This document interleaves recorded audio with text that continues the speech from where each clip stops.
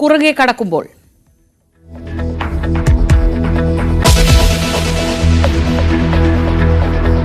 തിരുവനന്തപുരം നഗരത്തിൽ യുവതിയെ കഴുത്തറുത്തു കൊന്ന യുവാവ് ജീവനൊടുക്കി. മരിച്ചത് പേയാട് സ്വദേശികൾ. സംഭവം തമ്പാനൂർ KSRTC സ്റ്റാൻഡിനുള്ളിലെ ലോഡ്ജിൽ.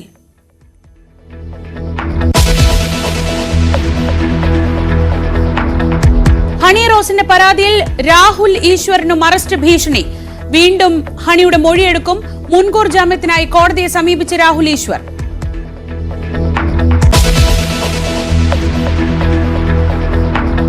എറണാകുളം അങ്കമാലി അതിരൂപതയിലെ തർക്കം പരിഹരിക്കാനായില്ല. അരമന വളപ്പിൽ വിമത വൈദികർ സമരം തുടരുന്നു.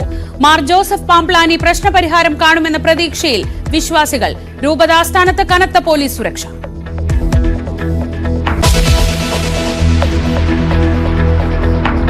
ഓർത്തഡോക്സ് യാക്കോബായ സഭ തർക്കം തീർക്കാൻ സർക്കാരിന്റെ പുതിയ നീക്കം. വിശ്വാസികളുടെ കണക്കെടുക്കുന്നു.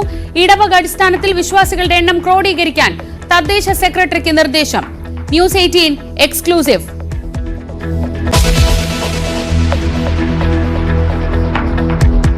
ആലപ്പുഴ CPM ജില്ലാ സെക്രട്ടറിയെ മാറ്റാൻ സാധ്യതയില്ല. ആർ നാസർ തുടർന്ന കാര്യത്തിൽ തൽക്കാലം സമവായമെന്ന സൂചന. 46-അംഗ ജില്ലാ കമ്മിറ്റിയെയും തെരഞ്ഞെടുക്കും. G സുധാകരൻ സമാപന സമ്മേളനത്തിലും പങ്കെടുത്തേക്കില്ല.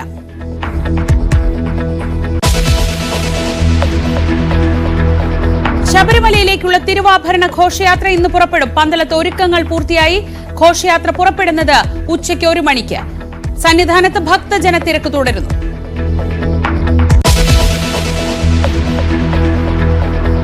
കോഴിക്കോട്ടെ മാമി തിരോധാന കേസ് വീണ്ടും സജീവ ചർച്ചയാകുന്നു. മാമിയെ പെൺകുട്ടിക്കൊപ്പം ബീച്ചിൽ കണ്ടെന്ന ഡ്രൈവർ രജിത്തിന്റെ മൊഴി തള്ളി കുടുംബം. പരാതി നൽകാൻ പറഞ്ഞത് രജിത്തെന്നും മാമിയുടെ ഭാര്യ റംല.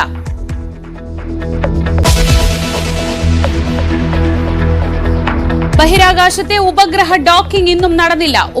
ഉപഗ്രഹങ്ങളെ അടുപ്പിച്ച ശേഷം അകലം വീണ്ടും കൂട്ടി. കാര്യങ്ങൾ വിലയിരുത്തിയ ശേഷം ഡോക്കിംഗ് നടത്തുമെന്ന് ISRO.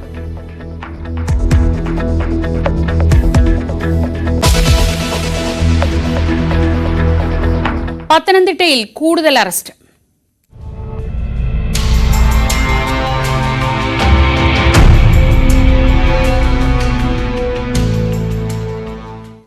പത്തനംതിട്ട പീഡനക്കേസിൽ കൂടുതൽ വ്യാപ്തി വെളിപ്പെട്ട് വരികയാണ്. ഇപ്പോൾ 9 പേർ കൂടി കസ്റ്റഡിയിൽ എന്നതാണ് ഏറ്റവും പുതിയ വിവരം. അന്വേഷണ സംഘം ശാസ്ത്രീയമായ തെളിവുകൾ ശേഖരിച്ച് തുടർ നടപടികളിലേക്ക് കടക്കും. പെൺകുട്ടിയെ ആദ്യം ലൈംഗികമായി പീഡിപ്പിച്ചത് ഇന്നലെ അറസ്റ്റിലായ സുബിനാണെന്ന് പോലീസ് അറിയിച്ചു. വിവരങ്ങളുമായി ശശി നാരായണൻ. ശശി, കേരളത്തെ ഞെട്ടിക്കുന്ന ഒരുപാട് പീഡന കേസുകൾ നമ്മുടെ മനസ്സിലുണ്ട്. അതിനെയൊക്കെ മറികടക്കുന്ന വിധത്തിൽ അത്യന്തം ഞെട്ടിക്കുന്ന വിവരങ്ങളാണ് പുറത്തു വരുന്നത്. 62 പേർ 5 വർഷത്തിനിടെ പീഡിപ്പിക്കുക. ഇപ്പോഴും ആ പെൺകുട്ടിക്ക് 18 വയസ്സേ ഉള്ളൂ. അങ്ങനെ ഒരുപാട് ഞെട്ടിക്കുന്ന വിവരങ്ങൾ. ഇപ്പോൾ ശാസ്ത്രീയ തെളിവുകൾ അന്വേഷണ സംഘം ശേഖരിക്കുന്നു എന്നാണല്ലോ അറിയുന്നത്. കൂടുതൽ പേരുടെ കസ്റ്റഡി വിവരങ്ങളും പുറത്തു വരുന്നു. ഈ കേസിൽ സങ്കീർണതകൾ ഒരുപാടുണ്ട്. എങ്ങനെ മുന്നോട്ട് പോകാനാണ് അന്വേഷണ സംഘം ആലോചിക്കുന്നത്? ശ്രീജ, പത്തനംതിട്ട പെൺകുട്ടിയുടെ പീഡനവുമായി ബന്ധപ്പെട്ട് അറസ്റ്റ് കൂടുതൽ ഉണ്ടാവാൻ ഇന്ന് സാധ്യതയുണ്ട്. ഇന്നലെ തന്നെ 3 പേരെ രാത്രിയിൽ വൈകി പോലീസ് ഈ കേസുമായി ബന്ധപ്പെട്ട് പമ്പയിൽ നിന്നും കസ്റ്റഡി എടുത്തിരുന്നു. അതുകൂടാതാണ് 6 പേരെ കൂടി ഇപ്പോൾ കസ്റ്റഡി എടുത്തുള്ള വിവരം കൂടി ലഭിക്കുന്നത്. അങ്ങനെ ഇപ്പോൾ 9 പേർ ഈ കേസുമായി ബന്ധപ്പെട്ട് കസ്റ്റഡിയിലായിട്ടുണ്ട്. 20 പേരുടെ അറസ്റ്റാണ് പോലീസ് രേഖപ്പെടുത്തിയിട്ടുള്ളത്. 8ഓളം FIRകൾ ഇപ്പോൾ FIRകളുടെ എണ്ണം കൂടുന്നു. 8ഓളം FIRകളും ഈ കേസുമായി ബന്ധപ്പെട്ട് പോലീസ് എടുത്തിട്ടുണ്ട്. എന്തായാലും കൂടുതൽ പേർ വരും മണിക്കൂറുകളിൽ അറസ്റ്റിലാവാൻ സാധ്യതയുണ്ട്. ഇന്നലെ കസ്റ്റഡിയിലായവർ പമ്പയിൽ നിന്നാണ് 3 പേരെ വൈകി പോലീസ് കസ്റ്റഡി എടുത്തത്. ഈ 14 പേരെയാണ് ആദ്യഘട്ടത്തിൽ 14 പേരുടെ അറസ്റ്റാണ് ആദ്യഘട്ടത്തിൽ രേഖപ്പെടുത്തിയത്. പിന്നീടാണ് 6 പേരെ കസ്റ്റഡി എടുക്കുക, അവരുടെ അറസ്റ്റ് രേഖപ്പെടുത്തിയത്. അതിനകത്ത് മത്സ്യവ്യാപാരം നടത്തുന്നവരെ, ഒപ്പം ഓട്ടോറിക്ഷ തൊഴിലാളികൾ, 3 ഓട്ടോറിക്ഷ തൊഴിലാളികൾ, അവരുടെ ഓട്ടോറിക്ഷ അടക്കം പോലീസ് ഇന്നലെ കസ്റ്റഡി എടുത്തിരുന്നു. അത്തരത്തിൽ ഒരു വലിയ വിപുലമായ ഒരു അന്വേഷണം ഈ പെൺകുട്ടിയുടെ മൊബൈൽ ഫോണുകൾ കേന്ദ്രീകരിച്ചും ഒപ്പം ഈ രേഖകൾ കേന്ദ്രീകരിച്ചും പോലീസ് വിശദമായ ഒരു അന്വേഷണം നടത്തുന്നു എന്നുള്ളതാണ് നമുക്ക് മനസ്സിലാക്കാൻ കഴിയുന്നത്. സജീവമായ ഒരു അന്വേഷണ സംഘം ഈ പോലീസ് ഈ കേസുമായി ബന്ധപ്പെട്ട് വലിയ രീതിയിൽ അന്വേഷണം വ്യാപിപ്പിക്കുകയാണ്. അറസ്റ്റുകളുടെ എണ്ണം കൂടുന്നു. 64ഓളം പേരാണ് ഈ കേസിൽ ഉണ്ടെന്ന് പറയുന്നത്. അതിൽ 40ഓളം പേര് ഈ പെൺകുട്ടിയുടെ ഡയറിയിൽ തന്നെ ഉണ്ടായിരുന്നു. ഈ പീഡിപ്പിച്ച ആളുകളുടെ പേര് വിവരങ്ങൾ, ആ പേര് വിവരം തന്നെ പോലീസിനെ സംബന്ധിച്ച് വലിയ സഹായകരമായി. ഒപ്പം ഫോൺ നമ്പറുകളിൽ ഈ പീഡിപ്പിക്കപ്പെട്ട ഈ പ്രതികളുടെ നമ്പരും ഈ പെൺകുട്ടി സേവ് ചെയ്യുന്നു. അച്ഛന്റെ ഫോണാണ് ഈ പെൺകുട്ടി ഉപയോഗിച്ചിരുന്നത്. ആ സ്മാർട്ട് ഫോണിലാണ് ഇത്തരം പ്രതികളുടെ ഫോൺ നമ്പറുകൾ സൂക്ഷിച്ചിരുന്നത്. ആ ഫോൺ നമ്പറുകൾ കേന്ദ്രീകരിച്ചാണ് പോലീസ് നടത്തിയ അന്വേഷണത്തിലാണ് 20 പേരുടെ അറസ്റ്റ് രേഖപ്പെടുത്തിയിരിക്കുന്നത്. ഇപ്പോൾ 9 പേർ കൂടി ഈ കേസിൽ കസ്റ്റഡിയിലായിരിക്കുന്നു എന്നുള്ള വിവരമാണുള്ളത്. എന്തായാലും വിശദമായ ചോദ്യം ചെയ്യൽ നടക്കും, ശാസ്ത്രീയമായ പരിശോധന നടക്കും. അതിനുശേഷമായിരിക്കും അറസ്റ്റ് ഉൾപ്പെടെയുള്ള കാര്യങ്ങളിലൊക്കെ പോലീസ് നീങ്ങുക. ഈ കേസുമായി ബന്ധപ്പെട്ട് എടുത്തു പറയേണ്ട മറ്റൊരു കാര്യം, ഇത് വിവരം പുറത്തു വന്നതോടുകൂടി തന്നെ പലരും ഈ സംസ്ഥാനം വിട്ടുപോയ ഒരു സാഹചര്യമുണ്ട്. ചിലർ വിദേശത്ത് ഉള്ളവരുണ്ട്. 5 വർഷത്തെ കാലയളവിലാണ് ഈ കുട്ടി പീഡിപ്പിക്കപ്പെടുന്നത്. 13 വയസ്സ് മുതൽ ഈ 18 വയസ്സ് വരെയുള്ള കാലയളവാണ് ഈ പെൺകുട്ടി പീഡനത്തിന് ഇരയായത്. ആ കാലഘട്ടത്തിലുള്ള സമയങ്ങളിൽ പലരും നാട്ടിലില്ലാത്തവരുണ്ട്, വെളിയിൽ പോയവരുണ്ട്, വിവാഹിതരായ ആളുകളുണ്ട്, +2 വിദ്യാർത്ഥി വരെയുണ്ട്. അങ്ങനെ ഉള്ള ആളുകളാണ് ഇതിനകത്തുള്ള. പോക്സോ വകുപ്പ് ചുമത്തിയാണ് പോലീസ് ഈ കേസ് രജിസ്റ്റർ ചെയ്തിട്ടുള്ളത്. ഒപ്പം ദളിത് പെൺകുട്ടിയാണ്. അതുകൊണ്ട് തന്നെ പട്ടികജാതി പീഡന നിരോധന നിയമം കൂടി ചേർത്തുകൊണ്ടാണ്, ആ ആക്ട് കൂടി ചുമത്തിയാണ് ഇപ്പോൾ പോലീസ് കേസെടുത്തിട്ടുള്ളത്. വരും മണിക്കൂറുകളിൽ ഈ പ്രതികളുടെ എണ്ണം വർദ്ധിക്കാൻ പ്രതികളുടെ അറസ്റ്റ് ഉടനെ ഉണ്ടാകുമെന്നാണ് സൂചിപ്പിക്കുന്നത്. എന്തായാലും പോലീസ് ജില്ലയിൽ വിവിധ സ്റ്റേഷനുകളിൽ, അതായത് പത്തനംതിട്ട, കോന്നി, റാന്നി, ഇലവൻതിട്ട തുടങ്ങിയ പോലീസ് സ്റ്റേഷനുകളിലാണ് ഇത്തരം കേസ് രജിസ്റ്റർ ചെയ്തിട്ടുള്ളത്. ആ കേസ് രജിസ്റ്റർ ചെയ്തുള്ള കേന്ദ്രങ്ങൾ, അവിടെ പ്രത്യേക അന്വേഷണ സംഘത്തിന്റെ ടീമാണ്, പത്തനംതിട്ട DSP നന്ദകുമാറിന്റെ നേതൃത്വത്തിലുള്ള ടീമാണ് ഈ കേസ് അന്വേഷിക്കുന്നത്. വിപുലമായ ഒരു അന്വേഷണം നടത്തുന്നു. തിരുവനന്തപുരത്തും ഇതുമായി ബന്ധപ്പെട്ടുള്ള അന്വേഷണമുണ്ട്. ഇതിപ്പോ ഒരുപാട് പേർ പ്രതികളായിട്ടുള്ള ഒരു കേസാണ്. 62 പേരാണ്, 64 പേരുടെ പേരുകളാണ് ഇപ്പോൾ നിലവിൽ നമുക്കറിയാവുന്നത്. ഇതിൽ ഇപ്പോൾ നമുക്കറിയാവുന്നത് വെച്ച് ഇത്രയും പേരെ കസ്റ്റഡിയിലായിട്ടുള്ളൂ അല്ലെങ്കിൽ അറസ്റ്റിലായിട്ടുള്ളൂ.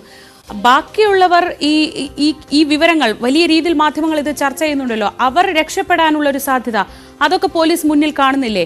ഇപ്പോൾ ഇത്രയും പോലീസ് സ്റ്റേഷനുകളിലായി 7 FIR ഇപ്പോൾ ഓൾറെഡി രജിസ്റ്റർ ചെയ്തു കഴിഞ്ഞല്ലോ. എന്താണ് പോലീസ്, അവരെ എങ്ങനെ കണ്ടെത്താം, അല്ലെങ്കിൽ അവർ രക്ഷപ്പെടുന്നത് എങ്ങനെ തടയാമെന്ന് പോലീസിനൊരു പ്ലാൻ ഉണ്ടോ? ശ്രീജ, തീർച്ചയായിട്ടും ഉണ്ട്. 8 FIR-കളാണ് ഇട്ടിട്ടുള്ളത്. കാരണം ഈ പ്രതികൾ ഇവിടുന്ന് രക്ഷപ്പെടാൻ സാധ്യതയുണ്ടെങ്കിൽ തീർച്ചയായും അതുകൊണ്ട് തന്നെയാണ് പ്രതികളുടെ ഒരു വലിയ വിവരം മാധ്യമങ്ങൾക്ക് നൽകാതിരിക്കുന്നതിന്റെ പ്രധാന കാരണം. പ്രതികൾ രക്ഷപ്പെടാനുള്ള സാധ്യത വളരെ കൂടുതലാണ്. ഈ പോലീസിന്റെ ലിസ്റ്റിലുള്ള പെൺകുട്ടിയുടെ ഡയറിയിലുള്ള 42 പേരുടെ ലിസ്റ്റുകളും ഒപ്പം ഫോണിൽ നിന്ന് ലഭിച്ച വിവരങ്ങളും വെച്ചാണ് ഈ കേസ് കൃത്യമായി പോലീസ് അന്വേഷിക്കുന്നത്. അതുകൊണ്ട് തന്നെ ഈ ഇവരുടെ പേരുവിവരങ്ങൾ പുറത്തുവിട്ടാൽ ഒരുപക്ഷെ ഇവർ വിദേശത്തേക്ക് കടക്കാൻ സാധ്യതയുണ്ട് എന്നുള്ള കാരണം കൊണ്ടാണ് തീർച്ചയായും ഈ പേരുവിവരങ്ങൾ പോലീസ് വിടാതിരിക്കുന്നത്. എന്തായാലും നിലവിലത്തെ സാഹചര്യത്തിൽ അറസ്റ്റുകളുടെ എണ്ണം കൂടാൻ സാധ്യതയുണ്ട്. പോലീസ് കൃത്യമായി പ്രതികളിലേക്ക് എത്തുന്ന ഈ ഓരോ സൂചനകളും കൃത്യമായി ശാസ്ത്രീയ തെളിവുകളും സൈബർ സെല്ലിന്റെ തെളിവുകളും അടക്കമുള്ള കാര്യങ്ങൾ വെച്ചാണ് പോലീസ് ഈ കേസ് അന്വേഷിച്ച് മുന്നോട്ട് പോകുന്നത്. അതുകൊണ്ട് തന്നെ കൃത്യമായി പ്രതികളിൽ എത്താൻ പോലീസിന് കഴിയുന്നു. നമുക്കറിയാം, ഈ കേസ് പെൺകുട്ടി കഴിഞ്ഞ ദിവസം ഈ വെളിപ്പെടുത്തിയതിനു ശേഷം അന്ന് തന്നെ പോലീസ് 5 പ്രതികളെ കസ്റ്റഡി എടുക്കുകയും അവരുടെ അറസ്റ്റ് ചെയ്യപ്പെടുത്തി അവരെ റിമാൻഡ് ചെയ്യുകയും ചെയ്തു. അത്തരത്തിൽ പോലീസ് വളരെ ചടുലമായ നീക്കമാണ് ഈ കേസുമായി ബന്ധപ്പെട്ട് പോലീസ് നടന്നത്. വരും മണിക്കൂറുകളിലും സമാനമായ രീതിയിൽ തന്നെയാണ് ഈ കേസ് മുന്നോട്ട് പോകാൻ സാധ്യതയുള്ളത്. വിവരങ്ങൾ നൽകിയത് പോലീസ് വളരെ കൃത്യമായി തന്നെ ഈ അന്വേഷണം മുന്നോട്ട് കൊണ്ടുപോകുന്നുണ്ട്, അതിവേഗ നടപടികളിലേക്ക് കടക്കുന്നുണ്ട്. നേരത്തെ ചോദിച്ചതുപോലെ തന്നെ ഈ വിവരം പുറത്തറിഞ്ഞാൽ ഇവർ നാട്ടിൽ നിന്ന് രക്ഷപ്പെടാനുള്ള സാധ്യത കൂടി മുന്നിൽ കണ്ടാണ് 8 FIR-കളിലായി ഇത്രയേറെ പ്രതികൾക്ക് വേണ്ടിയുള്ള അന്വേഷണം ഇപ്പോൾ പോലീസ് വിപുലപ്പെടുത്തിയിട്ടുള്ളത്. അല്പം മുൻപ് തിരുവനന്തപുരം നഗരത്തെ ഞെട്ടിച്ചുകൊണ്ടാണ് തമ്പാനൂരിൽ ഒരു യുവതിയെ കഴുത്തറുത്ത് കൊന്നതിനു ശേഷം ഒപ്പമുണ്ടായിരുന്ന മധ്യവയസ്കൻ ആത്മഹത്യ ചെയ്ത വാർത്ത പുറത്തുവരുന്നത്. പേയാട് സ്വദേശി കുമാറാണ് യുവതിയെ കഴുത്തറുത്ത ശേഷം ആത്മഹത്യ ചെയ്തത്. ഡാൻ കുര്യൻ വിവരങ്ങളുമായി. ഡാൻ, തിരുവനന്തപുരത്ത് തമ്പാനൂർ എന്ന് പറയുന്നത് തിരുവനന്തപുരത്തിന്റെ ഹൃദയമാണ്. അവിടെ KSRTC ബസ് സ്റ്റാൻഡ്, അത്രയേറെ ആളുകൾ വരുന്ന ഒരു സ്ഥലമാണ്. അതിനകത്തൊരു ലോഡ്ജ് മുറിയിലാണ് ഇങ്ങനെയൊരു ദാരുണമായ സംഭവം ഉണ്ടായിട്ടുള്ളത്. എന്താണ് പോലീസ് നൽകുന്ന വിവരങ്ങൾ?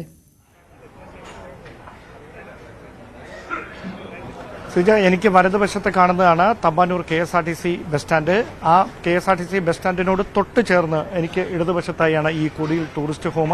ഈ ടൂറിസ്റ്റ് ഹോമിൽ കഴിഞ്ഞ 10-ാം തീയതിയാണ് കുമാറും ആശയും മുറിയെടുത്തത്. പക്ഷേ ഇന്നലെ പകൽ മുഴുവൻ ഈ ഹോട്ടൽ ജീവനക്കാർ സാധാരണയായി മുറിയിൽ ഈ ക്ലീനിങ്ങിനും മറ്റുമായി എത്തി ഡോറിൽ മുട്ടി വിളിക്കാറുണ്ട്. പക്ഷേ അങ്ങനെ പലതവണ മുട്ടി വിളിച്ചിട്ടും ഈ റൂം തുറക്കാൻ തയ്യാറായില്ല. ഇന്ന് രാവിലെയും സമാനമായ സാഹചര്യം. അങ്ങനെയാണ് തമ്പാനൂർ പോലീസിനെ ജീവനക്കാർ വിവരമറിയിക്കുന്നത്. പോലീസ് എത്തി ഡോർ ചവിട്ടിപ്പൊളിച്ച് അകത്തേക്ക് കയറുമ്പോൾ കാണുന്നത് രക്തത്തിൽ കുളിച്ച നിലയിൽ ആശ നിലത്ത് കഴുത്തറുത്ത നിലയിൽ കിടക്കുന്നതാണ്. തൊട്ട് സമീപത്തായി തൂങ്ങി മരിച്ച നിലയിൽ കുമാറിനെയും കാണുകയായിരുന്നു. ഇവർ രണ്ടുപേരും പേയാട് സ്വദേശികളാണ്. കുമാർ വിവാഹമോചിതനാണ്. 52 വയസ്സുണ്ട് കുമാറിന്. 42 വയസ്സാണ് ആശയ്ക്ക്. ആശയുടെ കുടുംബ പശ്ചാത്തലം സംബന്ധിച്ച വിവരങ്ങളൊക്കെ പോലീസ് പരിശോധിച്ച് വരുന്നതേയുള്ളൂ. ഇപ്പോൾ മറ്റ് നടപടിക്രമങ്ങൾ തമ്പാനൂർ പോലീസ് ഇവിടെ പൂർത്തിയാക്കിക്കൊണ്ടിരിക്കുകയാണ്. എന്തെങ്കിലും ഇവർ തമ്മിലുണ്ടായ തർക്കം പെട്ടെന്ന് ഈ കൊലപാതകത്തിലേക്ക് നയിക്കുകയായിരുന്നോ അതോ കൃത്യമായ ആസൂത്രണത്തോടെ തന്നെയാണോ കുമാർ ഇവിടെ മുറിയെടുത്തത്? ഈ കാര്യങ്ങളെക്കുറിച്ചൊക്കെ വിശദമായ പരിശോധനകൾ നടന്നുകൊണ്ടിരിക്കുകയാണ്. കഴിഞ്ഞ 10-ാം തീയതിയാണ് ഇവർ ഈ ഹോട്ടലിൽ മുറിയെടുത്തത്. ഫോർട്ട് അസിസ്റ്റന്റ് കമ്മീഷണർ ഉൾപ്പെടെയുള്ള പോലീസ് ഉദ്യോഗസ്ഥർ ഇവിടെ ഉണ്ട്. അവരുടെ നേതൃത്വത്തിലാണ് ഈ റൂം ബുക്ക് ചെയ്തതുമായി ബന്ധപ്പെട്ടുള്ള വിശദാംശങ്ങളൊക്കെ പരിശോധിച്ചുകൊണ്ടിരിക്കുന്നത്. അതിനുശേഷമായിരിക്കും ഇൻക്വസ്റ്റ് നടപടികളിലേക്കൊക്കെ കടക്കുക. ഈ മുകളിലത്തെ നിലയിലാണ്, അതായത് ഇതിന് തൊട്ട് മുകളിലായി കാണുന്ന നിലയിലാണ് ഈ റൂമുള്ളത്. അവിടെ പോലീസ് അവിടേക്ക് കയറുന്ന വഴികൾ സീൽ ചെയ്തിരിക്കുകയാണ്. അവിടെ വിശദമായ പരിശോധനകൾ അല്പസമയത്തിനകം പോലീസ് ആരംഭിക്കും. അതുകൊണ്ട് തന്നെ മാധ്യമപ്രവർത്തകർക്കും അവിടേക്ക് കടന്നു പോകുന്നതിന് പരിമിതികളുണ്ട്. രാവിലെയാണ് ഇത്തരത്തിൽ ഹോട്ടൽ ജീവനക്കാർക്ക് സംശയം തോന്നിയതിനെ തുടർന്ന് അവർ തമ്പാനൂർ പോലീസിനെ വിവരമറിയിച്ചത്.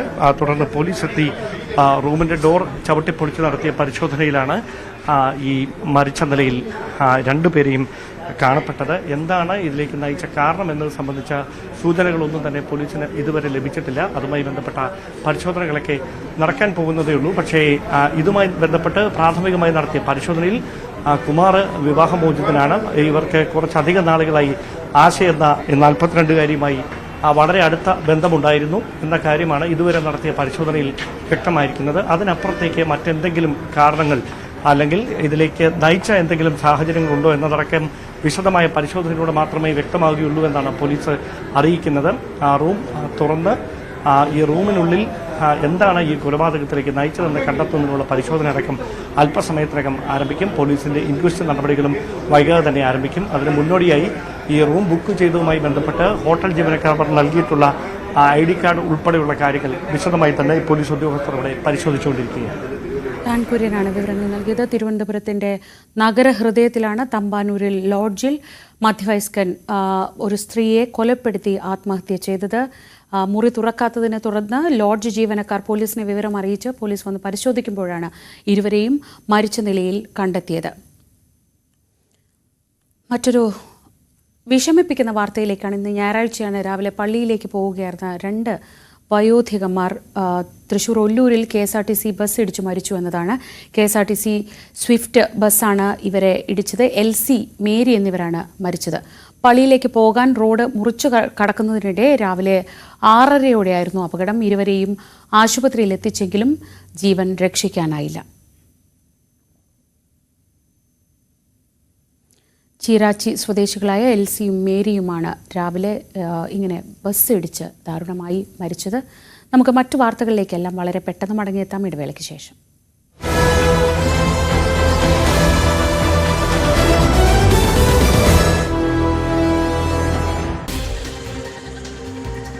പിന്നെ ഒരു പരാതിയുടെ ഒരു സ്വഭാവവും നിലവിൽ കേസ് മുന്നോട്ട് പോകുന്ന രീതിയും എല്ലാം അനുസരിച്ച് രാഹുൽ ഈശ്വറിനെ ഒരു പോലീസ് നടപടിക്ക് ഒരു സാധ്യതയുണ്ട്, വളരെ സജീവമായ സാധ്യതയുണ്ട്. അത് കൃത്യമായി മനസ്സിലാക്കിക്കൊണ്ട് തന്നെയാണ് രാഹുൽ ഈശ്വർ മുൻകൂർ ജാമ്യത്തിനുള്ളൊരു ശ്രമം അതെല്ലാം തന്നെ ആരംഭിച്ചത്. കാരണം ഈ ഒരു വിഷയത്തിൽ, അതായത് ഈ സ്ത്രീകൾക്കെതിരെ ഈ രീതിയിലുള്ള ഒരു അധിക്ഷേപത്തിൽ ഇപ്പോൾ ഹണി റോസിൻ്റെ ഒരു പരാതി ഉയർന്നു വന്ന സാഹചര്യത്തിൽ നിലപാടുകൾ കർശനമാക്കി മുന്നോട്ട് പോകാൻ തന്നെയാണ് ആ പോലീസിന് കിട്ടിയിരിക്കുന്ന നിർദ്ദേശം. അവർ അതനുസരിച്ച് കൊണ്ട് തന്നെയാണ് മുന്നോട്ട് പോകുന്നത്. കാരണം ബോബി ചെമ്മണ്ണൂരിനെതിരായ പരാതി ലഭിച്ച ഉടൻ തന്നെ ഒരു അന്വേഷണ സംഘത്തെ രൂപീകരിക്കുകയും അവർ ഉടൻ അതൊരു ആക്ഷനിലേക്ക് പോവുകയും മുൻകൂർ ജാമ്യത്തെക്കുറിച്ച് ആലോചിച്ചു തുടങ്ങിയ ആ ഒരു സമയത്ത് തന്നെ കസ്റ്റഡിയിലെടുക്കുകയും പിന്നീട് അറസ്റ്റിലേക്കെല്ലാം തന്നെ പോവുകയും ചെയ്തു. അത്തരമൊരു ചടുലമാർന്ന നീക്കം ഇപ്പോൾ ഈ കേസുമായി ബന്ധപ്പെട്ടുകൊണ്ട് മുന്നിലുള്ളത് കൊണ്ട് തന്നെയാണ് രാഹുൽ ഈശ്വരും അതേ വഴിക്ക് തന്നെ മുൻകൂർ ജാമ്യത്തിനുമെല്ലാം തന്നെ ശ്രമം തുടങ്ങിയിട്ടുള്ളത്. ഹണി റോസുമായി ബന്ധപ്പെട്ട ഉള്ള ചർച്ചകളിൽ എല്ലായിടത്തും തന്നെ എല്ലാ മാധ്യമങ്ങളിലടക്കം വരികയും ഈ രീതിയിൽ തന്നെയാണ് രാഹുൽ ഈശ്വറിൻ്റെ ഒരു പ്രസൻറ്റേഷൻ ഇതുമായി ബന്ധപ്പെട്ടുകൊണ്ട് വന്നിട്ടുള്ളത്. അത് ഈ വസ്ത്രധാരണം അടക്കമുള്ള കാര്യങ്ങളിൽ പറയുകയും അതത്ര നിഷ്കളങ്കമായി കാണാൻ കഴിയില്ല എന്നതടക്കമുള്ള പരാമർശങ്ങൾ നടത്തുകയും എല്ലാം ചെയ്തത് ഗൗരവതരമായ കാര്യങ്ങൾ തന്നെയാണ്. അതിൽ അദ്ദേഹം ഉറച്ചു നിൽക്കുകയും ചെയ്യുന്നു. അതിന് അദ്ദേഹത്തിൻ്റെതായ രീതിയിലുള്ള ചില വ്യാഖ്യാനങ്ങളും വിശദീകരണങ്ങളും എല്ലാം തന്നെ നൽകുന്നുണ്ട്. അത് എത്ര കണ്ട് ഒരു പൊതുസമൂഹത്തിന് സ്വീകാര്യമാകുന്നു, അല്ലെങ്കിൽ ഈ അധിക്ഷേപിക്കപ്പെടുന്ന ഒരു വ്യക്തിക്ക് അത് ആ ഒരു വിമർശനം, ആ ഒരു കാഴ്ചപ്പാട് ഉൾക്കൊള്ളാൻ കഴിയുമോ, ഇതൊരു വ്യക്തി സ്വാതന്ത്ര്യത്തിൻ്റെ ഭാഗമല്ലേ എന്നതെല്ലാം തന്നെ ഒരു പൊതുചിന്ത ബാക്കി നിൽക്കുന്നുണ്ട്. അതുകൊണ്ട് തന്നെയാണ് ഇവർ ഈ ഒരു വിശദീകരണം വന്നതിന് പിന്നാലെ തന്നെ ഈ സോഷ്യൽ മീഡിയ അക്കൗണ്ടിൽ ഹണി റോസ് വളരെ കൃത്യമായിട്ട് തന്നെയും രാഹുൽ ഈശ്വറിനെതിരെ നിലപാടെടുത്തുകൊണ്ട് മുന്നോട്ട് വരികയും ചെയ്തു. പക്ഷേ എന്നിട്ടും പിന്നെയും രാഹുൽ ഈശ്വർ ഈ രീതിയിൽ തന്നെ മുന്നോട്ട് പോയ സാഹചര്യത്തിലാണ് ഹണി റോസ് പിന്നെയും പരാതിയുമായിട്ട് മുന്നോട്ട് വരികയും ചെയ്യുന്നത്. എന്തായാലും സെൻട്രൽ പോലീസ് സ്റ്റേഷനിൽ വീണ്ടും പരാതി നൽകിയിരിക്കുന്നു. ഈ പരാതിയിൽ കൂടുതൽ വിശദീകരണങ്ങളും അല്ലെങ്കിൽ അതുമായി ബന്ധപ്പെട്ടുകൊണ്ട് മൊഴി അടക്കമുള്ള കാര്യങ്ങൾ ഹണി റോസിൽ നിന്ന് കൂടുതൽ വിശദീകരണ രീതിയിലുള്ള മൊഴിയെല്ലാം തന്നെ രേഖപ്പെടുത്താനുള്ളൊരു സാധ്യതയുണ്ട്. അത് വൈകാതെ ഉണ്ടാകുമെന്ന് പ്രതീക്ഷിക്കുകയും ചെയ്യുന്നു. ഒപ്പം തന്നെയാണ് ഈ രാഹുൽ ഈശ്വറിനെതിരെ അതനുസരിച്ചുകൊണ്ട് ആ ഒരു മൊഴിയുടെയും പരാതിയുടെയും എല്ലാ സാങ്കത്യത്തിൽ നിന്നുകൊണ്ട് രാഹുൽ ഈശ്വറിനെ പോലീസ് വിളിപ്പിക്കാൻ നോട്ടീസ് അയക്കാനോ അല്ലെങ്കിൽ കടുത്ത നടപടിയിലേക്കോ നീങ്ങുവാനുള്ള എല്ലാ സാധ്യതയും തന്നെയുണ്ട്. അത് വൈകാതെ ഉണ്ടാകുമെന്ന് തന്നെയാണ് നമ്മൾ പ്രതീക്ഷിക്കുന്നത്. ഇത് തിരിച്ചറിഞ്ഞുകൊണ്ട് തന്നെയാണ് രാഹുൽ ഈശ്വർ ജാമ്യ ഹർജിയുമായിട്ട്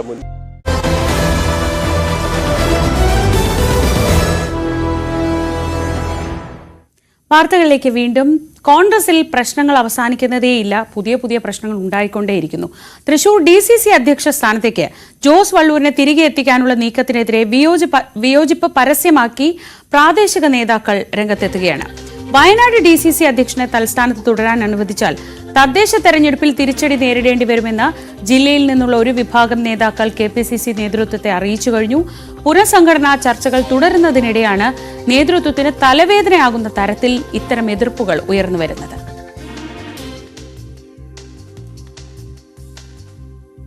കഴിഞ്ഞ ലോക്സഭാ തെരഞ്ഞെടുപ്പിൽ തൃശൂരിൽ K മുരളീധരന്റെ പരാജയത്തിന്റെ ഉത്തരവാദിത്തം ഏറ്റെടുത്താണ് DCC അധ്യക്ഷ സ്ഥാനത്ത് നിന്ന് ജോസ് വള്ളൂർ രാജിവെച്ചത്.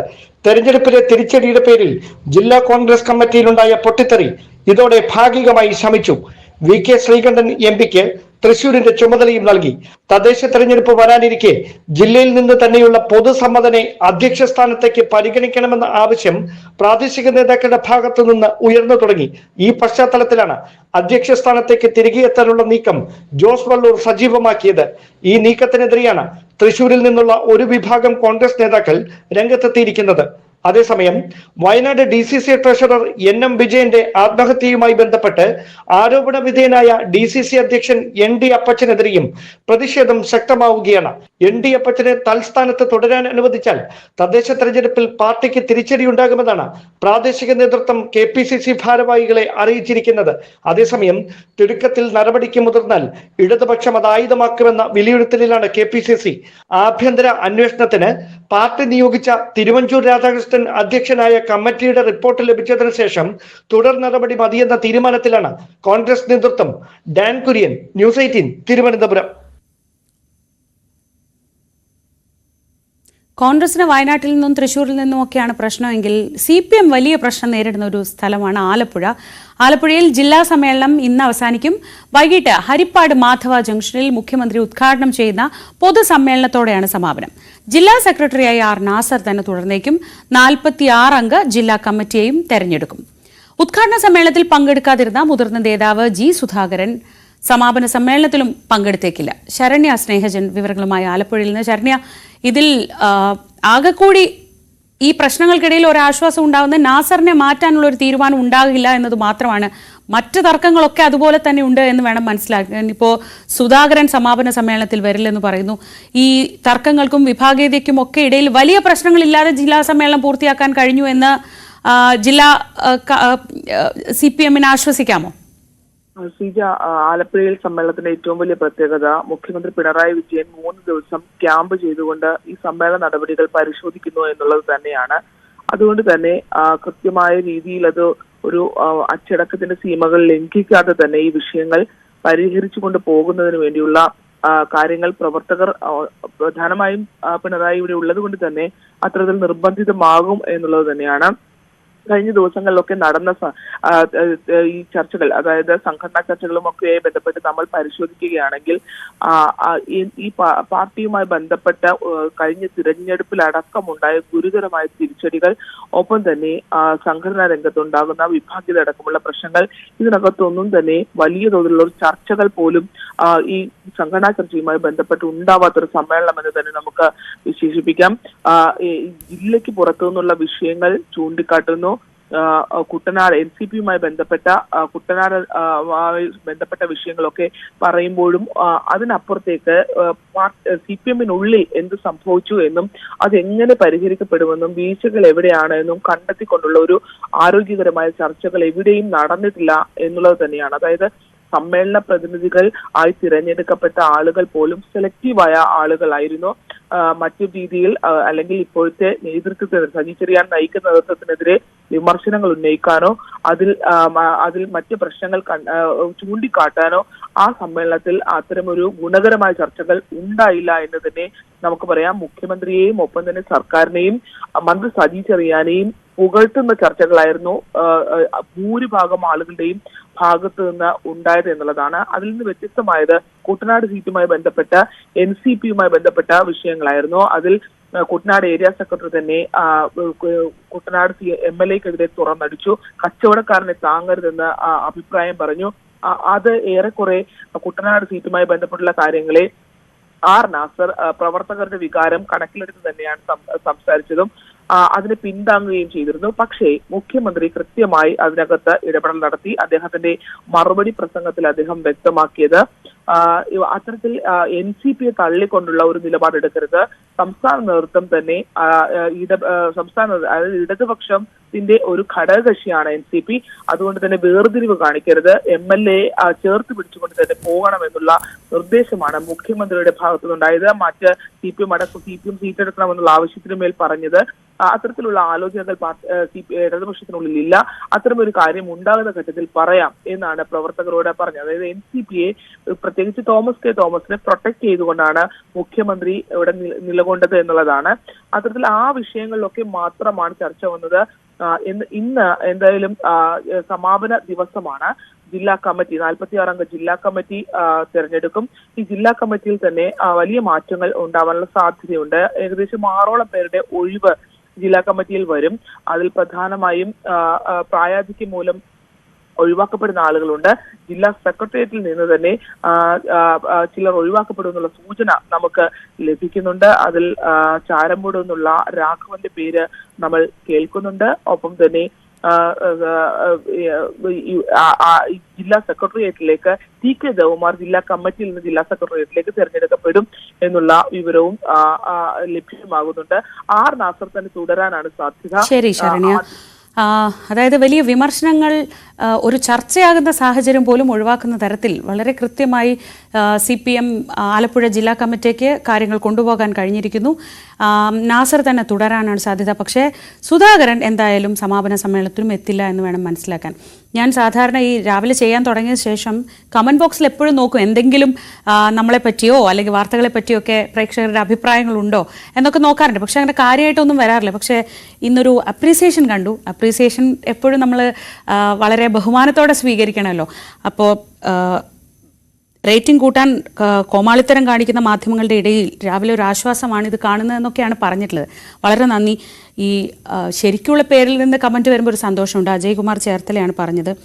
അതിനിടയിൽ അളമുട്ടിയ ചേര എന്നൊരു അക്കൗണ്ട്, നിങ്ങളൊക്കെ സ്വന്തം അക്കൗണ്ടിൽ വന്ന് നമ്മുടെ വാർത്തകളെ പറ്റിയും ഒക്കെയുള്ള അഭിപ്രായം പറയുന്നതാണ് ഞങ്ങളൊക്കെ കാത്തിരിക്കുന്നത്. കമൻറ്റ് ബോക്സ് പോലീസിൻ്റെ നിരീക്ഷണത്തിലാണോ എന്ന് ചോദിക്കേണ്ടത്. അങ്ങനെയാണെങ്കിൽ അളമുട്ടിയ ചേരയൊക്കെ എപ്പോഴേ പിടിച്ചേനെ. അപ്പോൾ വലിയ സന്തോഷം. അങ്ങനെ ചില നല്ല വാക്കുകൾ പറയുന്നതിന് നന്ദി പറഞ്ഞുകൊണ്ട് നമ്മൾ ശബരിമലയിലെ വിശേഷങ്ങൾ കാണാൻ പോവുകയാണ്.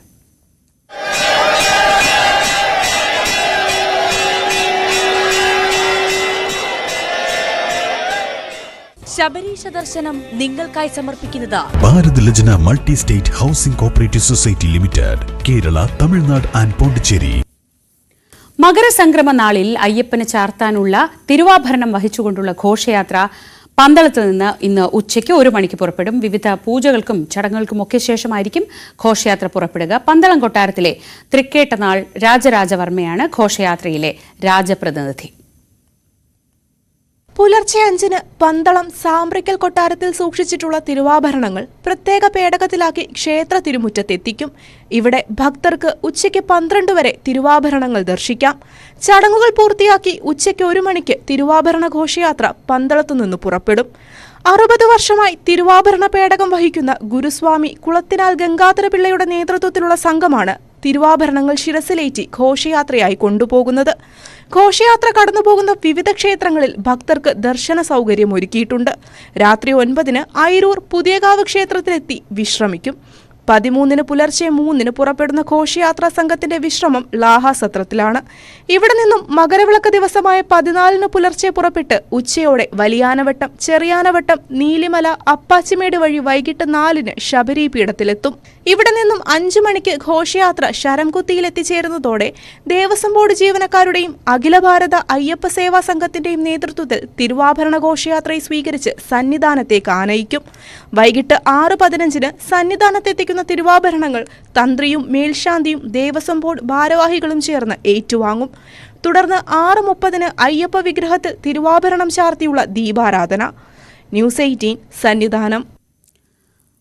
മറ്റന്നാളാണ് മകരവിളക്ക്. അതിനുള്ള തയ്യാറെടുപ്പുകൾ ഒക്കെ പൂർത്തിയായിട്ടുണ്ട്. ഇതോടൊപ്പം ഭക്തരുടെ പ്രേക്ഷകരുടെ അറിവിലേക്കായി ശബരിമലയിൽ ഇന്നു മുതൽ ഭക്തർക്ക് നിയന്ത്രണം ഏർപ്പെടുത്തുന്നുണ്ട്. 60,000 പേർക്ക് ഓൺലൈൻ വഴിയും 5,000 പേർക്ക് സ്പോട്ട് ബുക്കിംഗ് വഴിയും ഇന്നെത്താം. ഏറെക്കാലമായി മുടങ്ങിക്കിടന്ന പമ്പ സംഗമം ഇന്ന് നടക്കും. നാളെയാണ് പമ്പ വിളക്കും പമ്പ സദ്യയും ഒക്കെ നടക്കുന്നത്. ജി ശ്രീജിത്ത് വിശദവിവരങ്ങൾ നൽകും.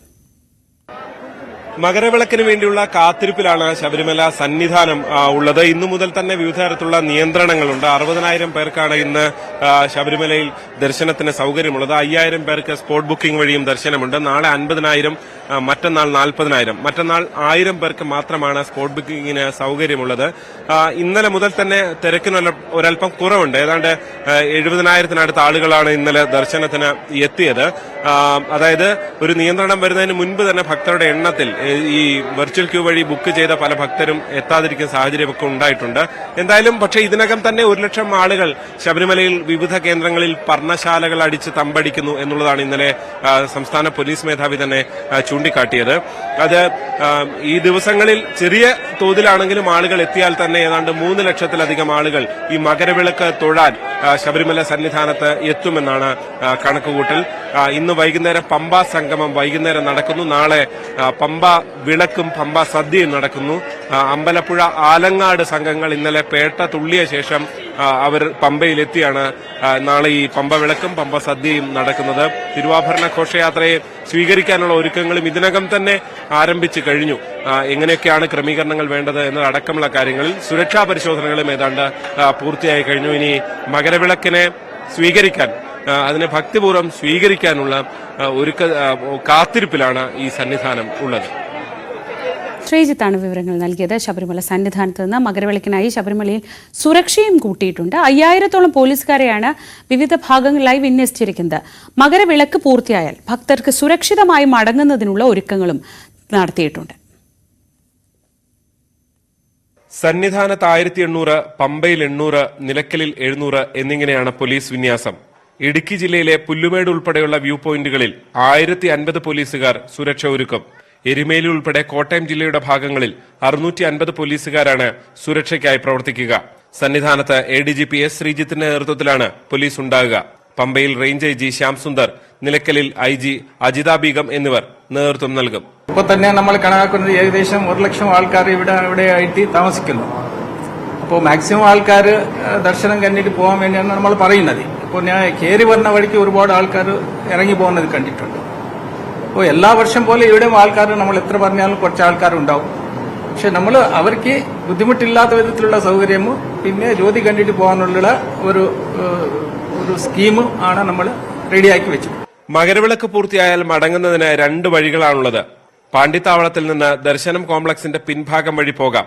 മാളികപ്പുറത്തു നിന്ന് ബെയിലി പാലം വഴിയും പോകുന്നതിന് ക്രമീകരണം ഒരുക്കിയിട്ടുണ്ട്. ഗവി ഉൾപ്പെടെയുള്ള മേഖലകളിൽ അനധികൃതമായി സംഘടിക്കുന്നത് പോലീസ് നിരീക്ഷിക്കുന്നുണ്ട്. അനധികൃതമായി വ്യൂ പോയിന്റ്സ് ക്രിയേറ്റ് ചെയ്യാതിരിക്കാനായിട്ട് പ്രത്യേക പെട്രോളിംഗ് പാർട്ടികളെ ഫോറസ്റ്റുമായി ചേർന്ന്, പ്രത്യേകിച്ച് ആ ഗവി ഭാഗത്ത് ഒക്കെ പ്രത്യേകമായിട്ട് നമ്മൾ ആൾക്കാരെ ഇട്ടിട്ടുണ്ട്. അതിന് കൊണ്ടുപോകാൻ സാധ്യതയുള്ള ആൾക്കാരെ നിരീക്ഷിച്ച് നിയന്ത്രണത്തിൽ അവരെ കോഷൻ ചെയ്യാനുള്ള ഏർപ്പാട് ചെയ്തിട്ടുണ്ട്.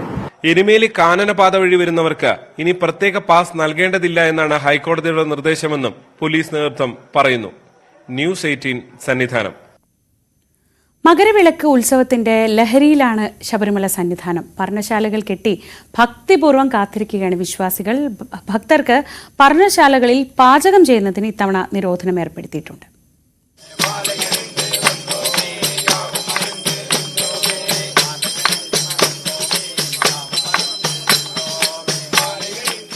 മകരവിളക്ക് മറ്റന്നാളാണെങ്കിലും ഇന്നലെ മുതൽ തന്നെ ശബരിമല സന്നിധാനം നിറഞ്ഞു തുടങ്ങി.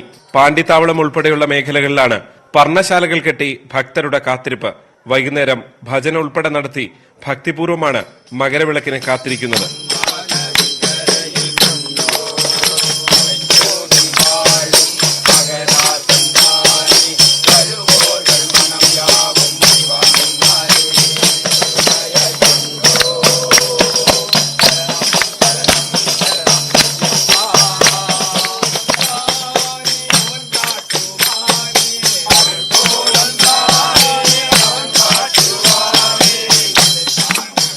വന്യജീവികളുടെ സാന്നിധ്യമുള്ളതിനാൽ ഇത്തരം മേഖലകളിൽ പോലീസിന്റെ പ്രത്യേക നിരീക്ഷണമുണ്ട്.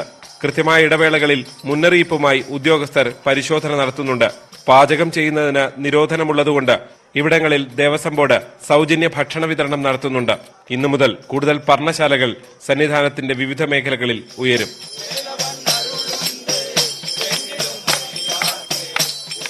ന്യൂസ് 18 സന്നിധാനം.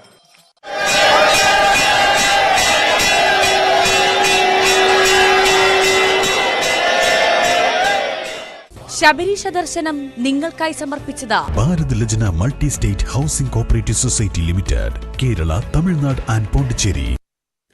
സമൂഹ മാധ്യമങ്ങളിലൂടെ അധിക്ഷേപിച്ചു എന്ന ഹണി റോസിന്റെ പരാതിയിൽ അടുത്ത ഘട്ടത്തിലേക്ക് നീങ്ങുകയാണ് പോലീസ്. രാഹുൽ ഈശ്വറിനെ അറസ്റ്റ് ചെയ്യാനും സാധ്യതയുള്ളതായാണ് വിവരം.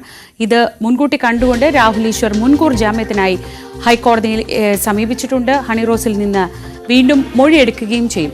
ഡാനി പോൾ കൊച്ചിയിൽ നിന്ന് വിവരങ്ങളുമായി. ഡാനി, വഷളത്തരം പറയുന്നത് ബോബി ചെമ്മണ്ണൂരായാലും മറ്റാരായാലും അവർക്കെതിരെ നടപടിയെടുക്കുക എന്ന നിലപാടിൽ തന്നെയാണ് പോലീസ് എന്ന് തോന്നുന്നു. അങ്ങനെയെങ്കിൽ രാഹുൽ ഈശ്വർ മാധ്യമങ്ങളിലൂടെ നടത്തുന്നത് തന്നെ ആത്മഹത്യയിലേക്ക് വരെ എത്തിക്കാവുന്ന തരം പരാമർശങ്ങളാണ്. അത്രയേറെ മാനസിക സമ്മർദ്ദം ഉണ്ടാക്കുന്നു എന്ന ഹണി റോസിന്റെ പരാതി, അത് വളരെ ഗൗരവമായി തന്നെ പോലീസ് എടുത്താൽ ഒരു അറസ്റ്റിന് സാധ്യതയുണ്ടോ?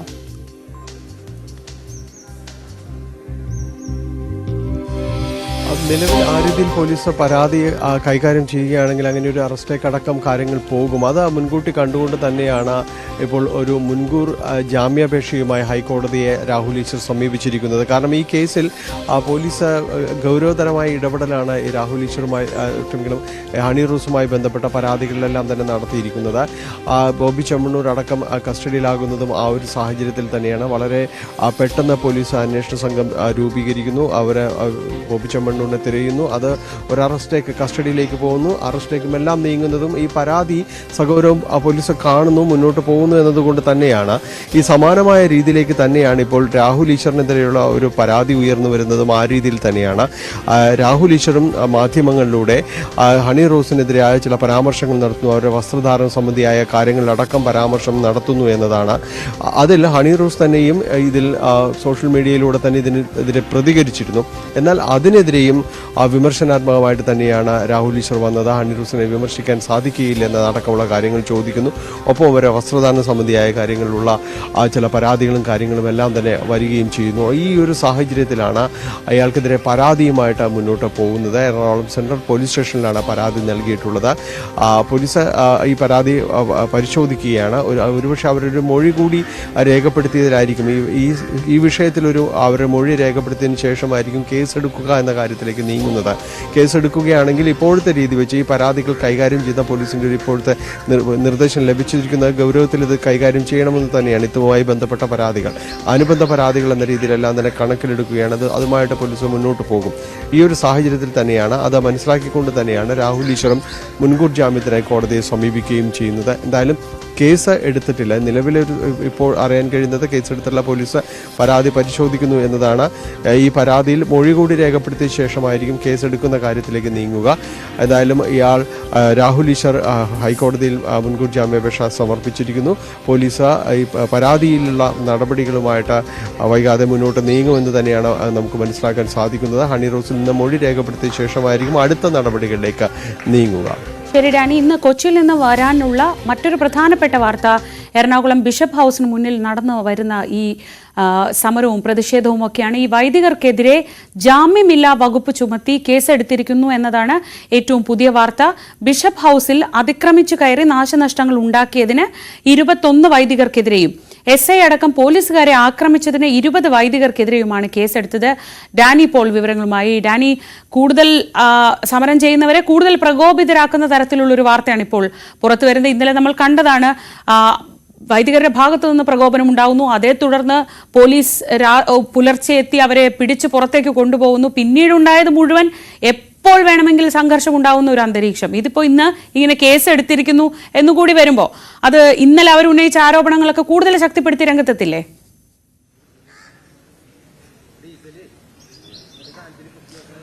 അതിന് തന്നെയാണ് കൂടുതൽ സാധ്യത. നമ്മളുള്ളത് ഈ ബിഷപ്പ് ഹൗസിനകത്ത്, ഈ വളപ്പിനകത്ത് തന്നെയാണ്. ഇന്നലെ ഇതിനകത്ത് വലിയൊരു യുദ്ധസമാനമായ ഒരു അന്തരീക്ഷം തന്നെയായിരുന്നു ഉണ്ടായിരുന്നത്.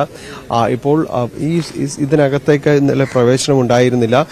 ഇന്നലെ പിന്നീട് പോലീസുമായി വലിയ വാക്കുതർക്കങ്ങൾ ഉണ്ടായിരുന്നു. പിന്നീട് മതിൽ ചാടി, അതിനുശേഷം ഈ ഗേറ്റ് പൊളിച്ചു. ഇതിനകത്തേക്ക് ഇപ്പോൾ ഈ ബിഷപ്പ് ഹൗസിനകത്തേക്ക്, ഇതിനകത്ത് വളപ്പിനകത്ത്, അതിനകത്തൊരു കാഴ്ച ഇതാണ്. കാരണം പോലീസും അതോടൊപ്പം തന്നെ ഒരു ഭാഗത്ത് പോലീസും അതോടൊപ്പം തന്നെ വൈദികർ മറുഭാഗത്തും എല്ലാം തന്നെ നിലയുറപ്പിച്ചിട്ടുണ്ട്. ഇതിനകത്തേക്ക് ഇന്നലെ ഇവർക്ക് പ്രവേശനം ഉണ്ടായിരുന്നില്ല. ഇതിനകത്ത് ഹാളിലായിരുന്നു നേരത്തെ 21 വൈദികരടക്കം സമരം ചെയ്തിരുന്നു. അവരെ രാത്രിയോടുകൂടി പോലീസ് കഴിഞ്ഞ ദിവസം പുലർച്ചയോടുകൂടി പോലീസ് പുറത്തേക്ക് എത്തിക്കുകയായിരുന്നു. ഇതിൽ പ്രതിഷേധിച്ച് അവർക്കെതിരെ നടന്ന ആ ഒരു അതിക്രമങ്ങളിലെല്ലാം പ്രതിഷേധിച്ചുകൊണ്ടാണ് പിന്നീട് വിശ്വാസികളടക്കം തടിച്ചുകൂടുകയും ഈ സമര രീതിയിലേക്ക് കാര്യങ്ങളെല്ലാം തന്നെ മാറുകയും ചെയ്തത്. ഇപ്പോൾ ഏറ്റവും പുതുതായിട്ടുള്ളത് ഇവർക്കെതിരെ നേരത്തെ ചുമത്തിയ, നേരത്തെ കേസെടുത്തിരുന്നു. അതിനുശേഷം പുതിയ വകുപ്പുകളടക്കം കാര്യങ്ങൾ വന്നിരിക്കുന്നു. ജാമ്യമില്ലാ വകുപ്പുകളടക്കമുള്ള കാര്യങ്ങളിലേക്കെല്ലാം തന്നെ ആ കാര്യങ്ങൾ, പുതിയ വകുപ്പുകൾ ചുമത്തിയിരിക്കുന്നു എന്ന് തന്നെയാണ് അറിയാനായിട്ട് സാധിക്കുന്നത്. അതിൽ അതിക്രമം നടത്തിയതും അതോടൊപ്പം തന്നെ പോലീസുകാർക്കും ഇവരുടെ ഈ സംഘർഷത്തിൽ പരിക്ക് പറ്റിയിട്ടുണ്ട്. സെൻട്രൽ സ്റ്റേഷനിലെ അടക്കം പരിക്കേറ്റിട്ടുണ്ട്. അപ്പോൾ ഈ ഗുരുതരമായ രീതിയിലേക്ക് കേസുകളുടെ ഒരു സ്വഭാവം തന്നെ മാറുകയാണ്.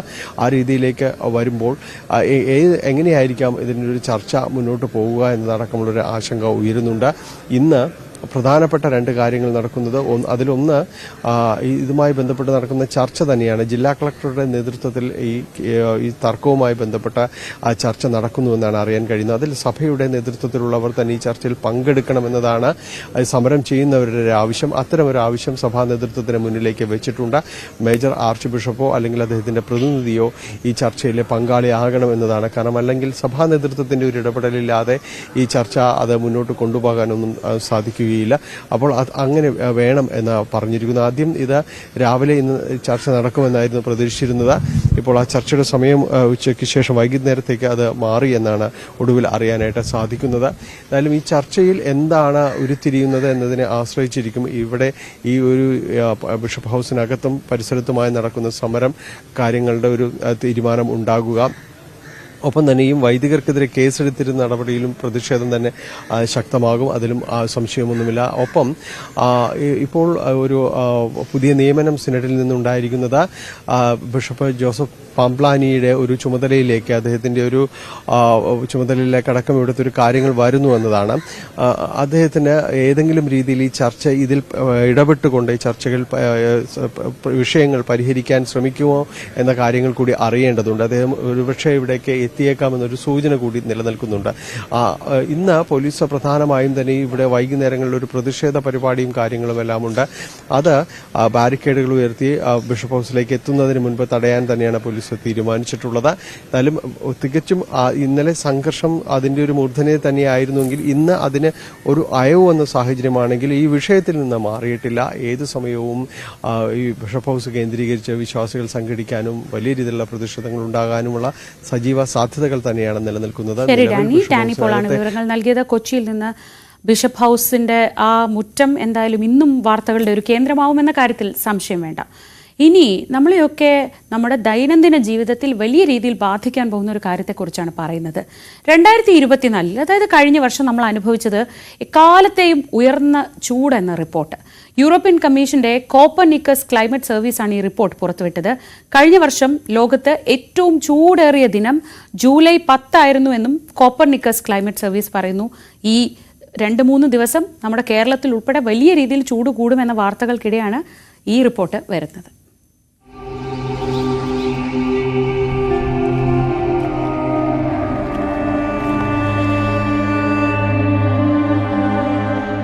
പോയ വർഷം നമ്മൾ നേരിട്ടത് എക്കാലത്തെയും ഉയർന്ന ചൂട് കാലാവസ്ഥയിലൂടെ എന്നാണ് കോപ്പർനിക്കസ് ക്ലൈമറ്റ് സർവീസിന്റെ റിപ്പോർട്ട്.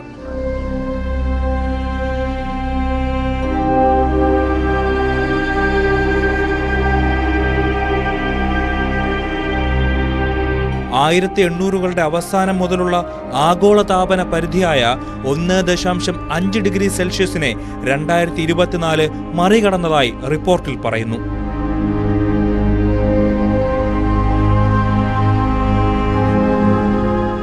ആഗോള താപനമാണ് ചൂട് കൂടുന്നതിന്റെ പ്രധാന കാരണമെന്ന് കോപ്പർനിക്കസിലെ കാലാവസ്ഥാ മേധാവി സാമന്ത ബർഗസ് പറഞ്ഞു.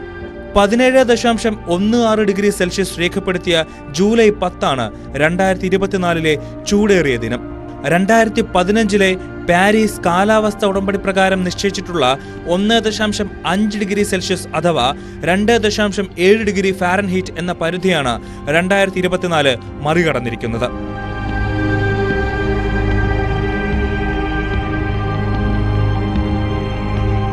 2023 ഏറ്റവും ചൂടേറിയ വർഷമായി രേഖപ്പെടുത്തിയിരുന്നത്.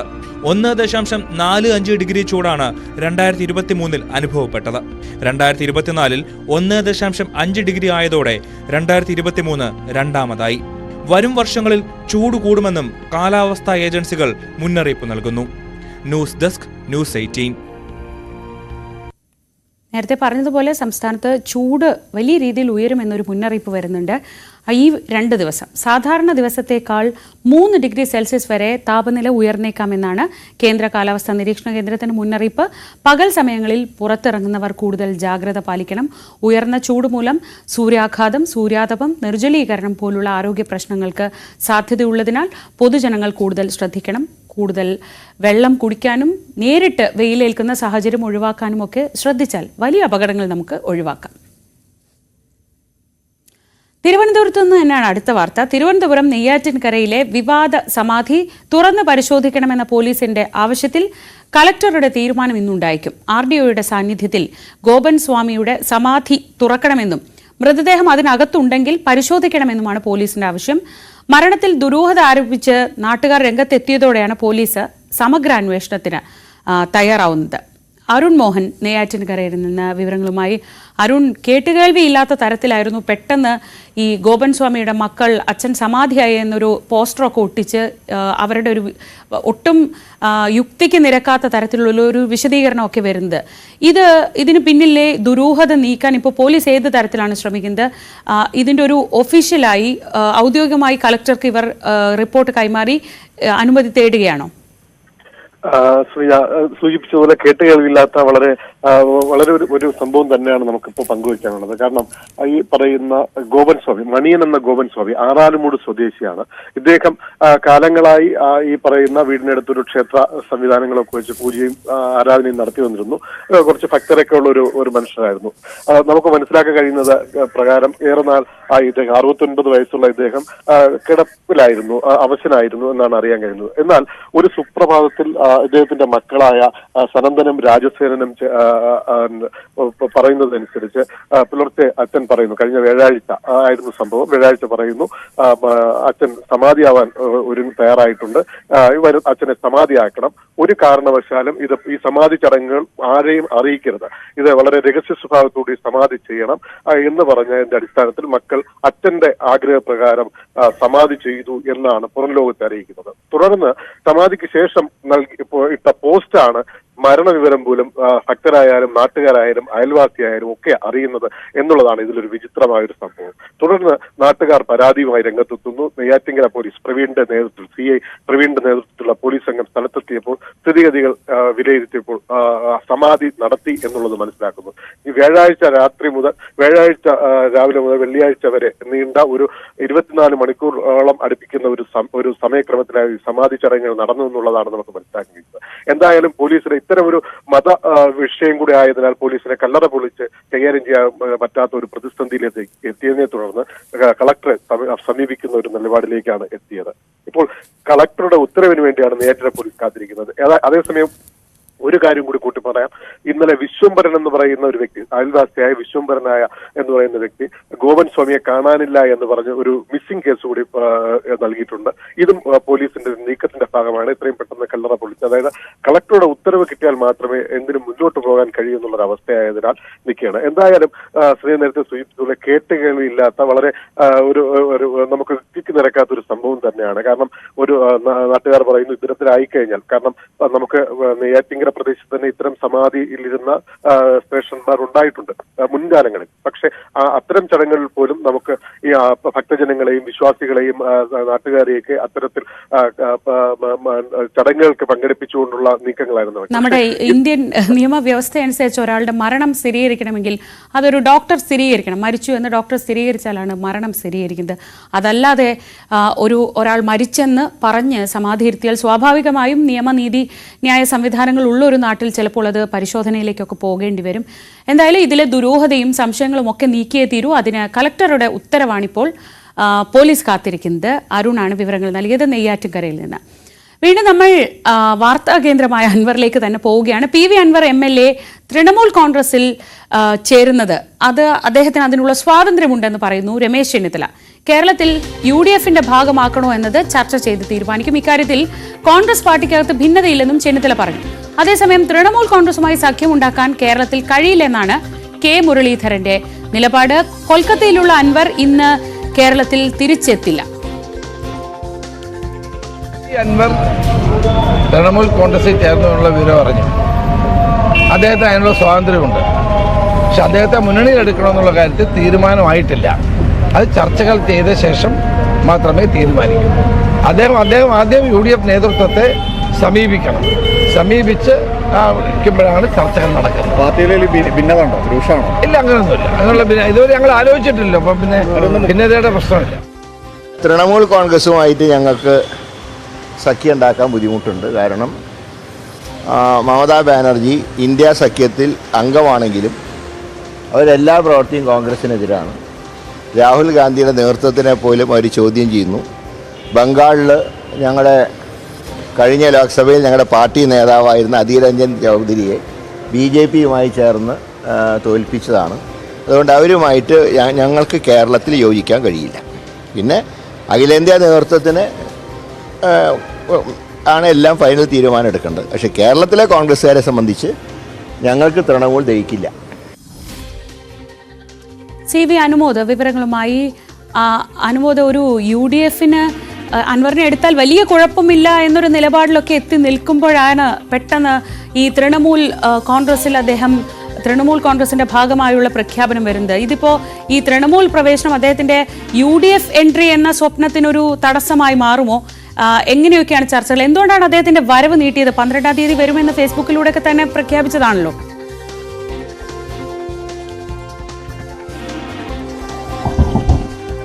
ശ്രീജ, ഇന്ന് രാവിലെയാണ് അദ്ദേഹത്തിന്റെ വരവ് ഉണ്ടാകില്ല എന്ന അറിയിപ്പ് ലഭിക്കുന്നത്.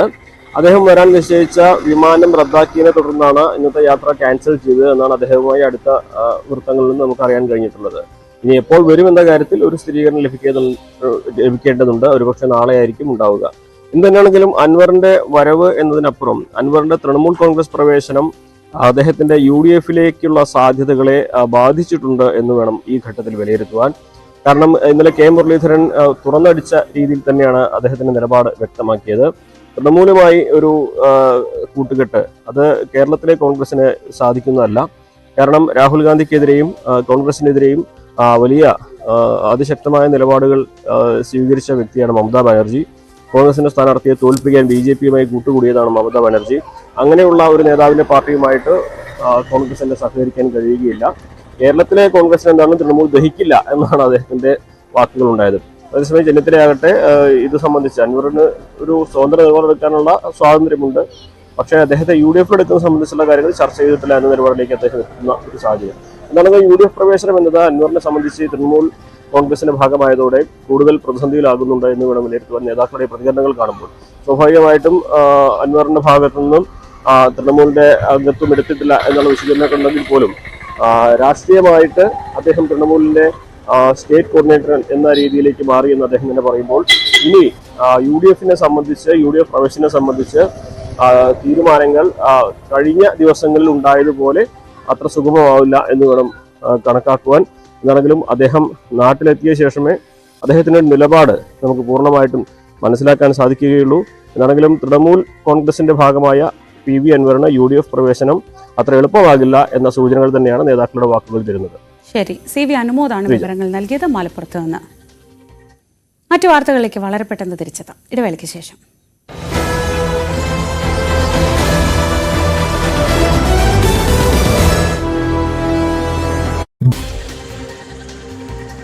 പിന്നെ ഒരു പരാതിയുടെ ഒരു സ്വഭാവവും നിലവിൽ കേസ് മുന്നോട്ട് പോകുന്ന രീതിയും എല്ലാം അനുസരിച്ച് രാഹുൽ ഈശ്വറിനെ ഒരു പോലീസ് നടപടിക്ക് ഒരു സാധ്യതയുണ്ട്, വളരെ സജീവമായ സാധ്യതയുണ്ട്. അത് കൃത്യമായി മനസ്സിലാക്കിക്കൊണ്ട് തന്നെയാണ് രാഹുൽ ഈശ്വർ മുൻകൂർ ജാമ്യത്തിനുള്ളൊരു ശ്രമം അതെല്ലാം തന്നെ ആരംഭിച്ചത്. കാരണം ഈ ഒരു വിഷയത്തിൽ, അതായത് ഈ സ്ത്രീകൾക്കെതിരെ ഈ രീതിയിലുള്ള ഒരു അധിക്ഷേപത്തിൽ ഇപ്പോൾ ഹണി റോസിൻ്റെ ഒരു പരാതി ഉയർന്നു വന്ന സാഹചര്യത്തിൽ നിലപാടുകൾ കർശനമാക്കി മുന്നോട്ട് പോകാൻ തന്നെയാണ് ആ പോലീസിന് കിട്ടിയിരിക്കുന്ന നിർദ്ദേശം. അവർ അതനുസരിച്ച് കൊണ്ട് തന്നെയാണ് മുന്നോട്ട് പോകുന്നത്. കാരണം ബോബി ചെമ്മണ്ണൂരിനെതിരായ പരാതി ലഭിച്ച ഉടൻ തന്നെ ഒരു അന്വേഷണ സംഘത്തെ രൂപീകരിക്കുകയും അവർ ഉടൻ അതൊരു ആക്ഷനിലേക്ക് പോവുകയും മുൻകൂർ ജാമ്യത്തെക്കുറിച്ച് ആലോചിച്ചു തുടങ്ങിയ ആ ഒരു സമയത്ത് തന്നെ കസ്റ്റഡിയിലെടുക്കുകയും